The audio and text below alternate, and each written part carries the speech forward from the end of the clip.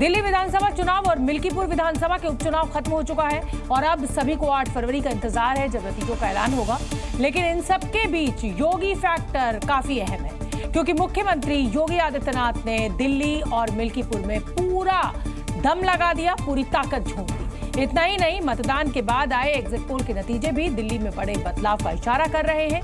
लेकिन इस सब के बीच मुख्यमंत्री योगी आदित्यनाथ शक्ति साधना में ली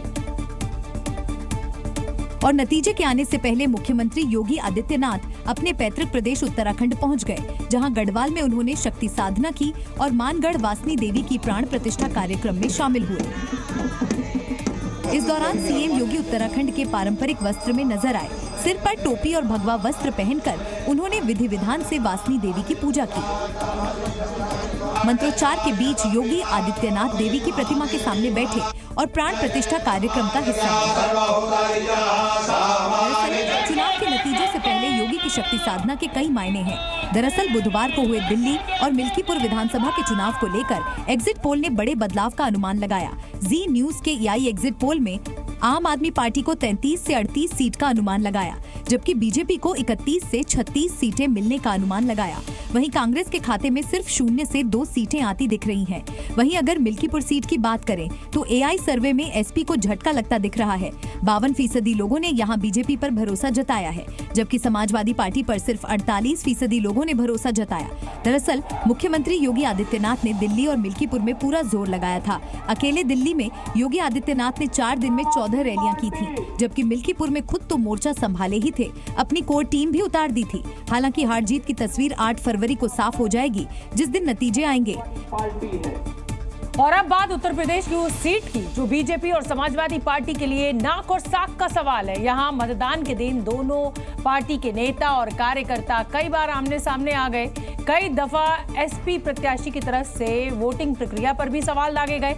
लेकिन जैसे ही एग्जिट पोल में बीजेपी की बढ़त दिखी, अखिलेश यादव फाइनल रिजल्ट का इंतजार किए बिना ही इलेक्शन कमीशन के खिलाफ कफन लेकर निकल पड़े। ऐसे में बीजेपी अब चुटकी ले रही है और कह रही है हार के बहाने पहले से ही ढूंढने जा रहे हैं, क्योंकि अयोध्या की मिल्कीपुर सीट दिल्ली की 70 सीटों पर भारी है। ये वो सीट है जहां योगी आदित्यनाथ खुद मोर्चा संभाले हुए थे। ये वो सीट है जो बीजेपी के लिए बदलापुर से कम नहीं। ऐसे में 65% से ज्यादा मतदान और एग्जिट पोल का परिणाम आते ही अखिलेश यादव के सुर बदल गए, मानो समाजवादी पार्टी के अध्यक्ष मिल्कीपुर का रिजल्ट जान गए हैं। आपको क्या लग रहा है? ये बीजेपी का चुनाव लड़ने का तरीका है।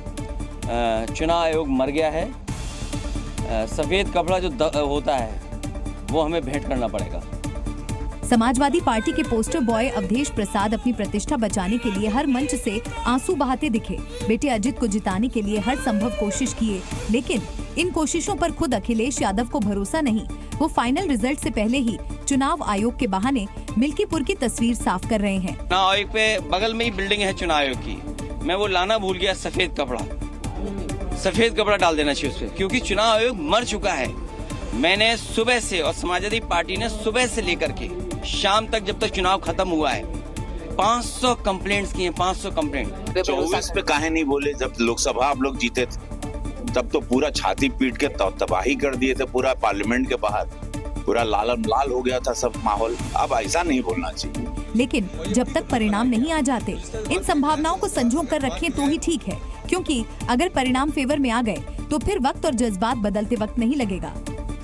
दिल्ली विधानसभा चुनाव के बाद एक और सियासी तस्वीर अब खूब चर्चा बटोर रही है।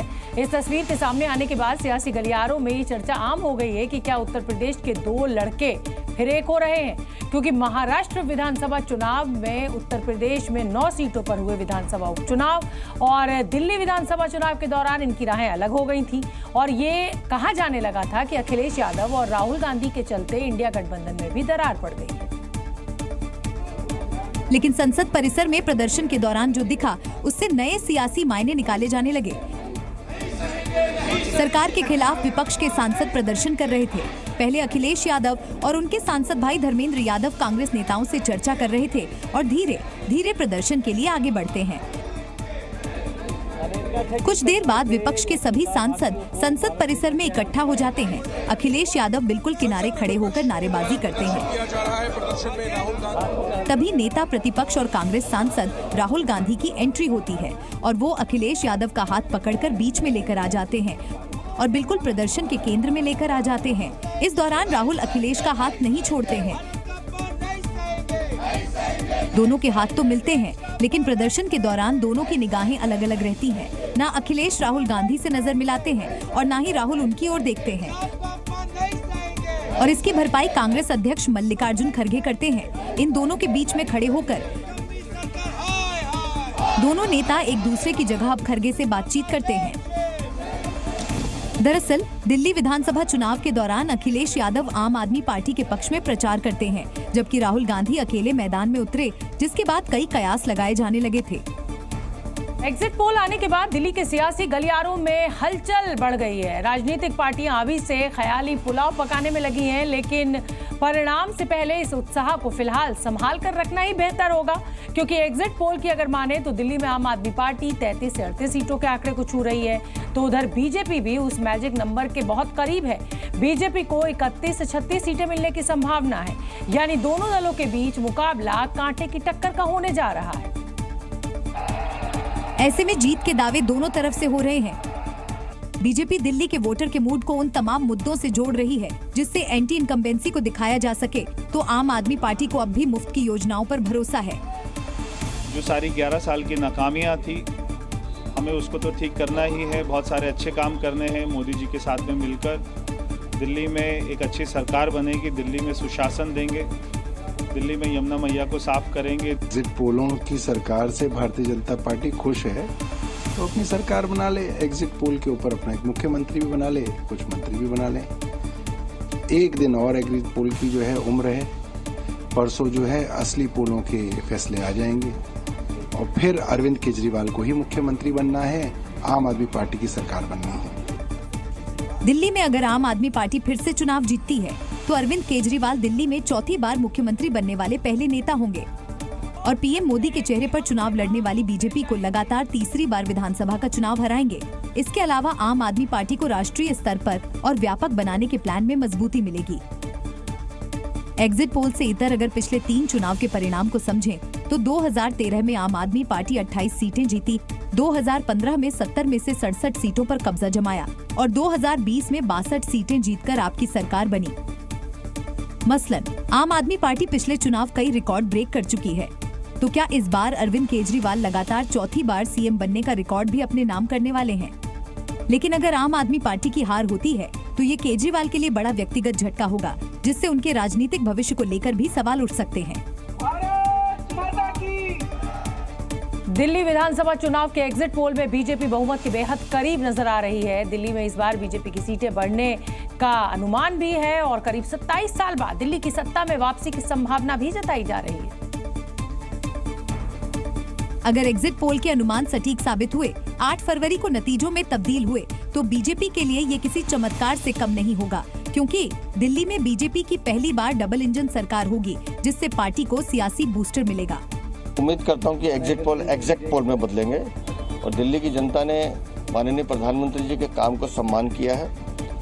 दिल्ली की जनता व्यवस्था परिवर्तन चाहती थी और उस परिवर्तन के लिए दिल्ली की जनता ने वोट किया है। दिल्ली में जीत के लिए बीजेपी ने तमाम समीकरण फिट किए थे, चाहे पूर्वांचल हो या मैली यमुना, हर मुद्दे को भुनाने की कोशिश की गई और इसी का नतीजा है कि एग्जिट पोल में सिंगल डिजिट वाली पार्टी बहुमत के करीब पहुंच चुकी है। इसके पीछे बीजेपी का वो एजेंडा है जिसमें अरविंद केजरीवाल खुद फंसते गए। रेवड़ियां बांटने की मोनोपोली खत्म हो जाएगी। यमुना में जहर मिलने के आरोप से नुकसान की उम्मीद। पूर्वांचली वोटर के लिए आम आदमी पार्टी का झुग्गी दाम नहीं चला। केंद्र सरकार के आयकर छूट से मध्यम वर्ग सधे। बीजेपी में दूल्हा कौन वाला एजेंडा नहीं चला। हालांकि ये कहना जल्दबाजी होगी कि दिल्ली में बीजेपी 27 साल का वनवास खत्म करने में कामयाब हो रही है, क्योंकि एग्जिट पोल को बदलते वक्त नहीं लगता। केजरीवाल 2 बार इसी प्रकार से लोगों को गुमराह करके और बहरूपिये का रूप अपना अदा करके कामयाबी दिल्ली में प्राप्त कर गए थे। अब लोग अरविंद केजरीवाल को समझ, अरविंद केजरीवाल उसी हवा में जी रहे हैं। कहते हैं कि इस चुनाव ने दोनों के चेहरे से नकाब हटा दिया है, भारतीय जनता पार्टी या आम आदमी पार्टी। जिस तरह सत्ता का नग्न तांडव हुआ, जिस तरह से पैसे बांटे गए, ऐसे जो आरोप लगे, ये चुनाव की निष्पक्षता को प्रभावित करते हैं। यानी कुछ घंटे का इंतजार और पूरी पिक्चर क्लियर हो जाएगी।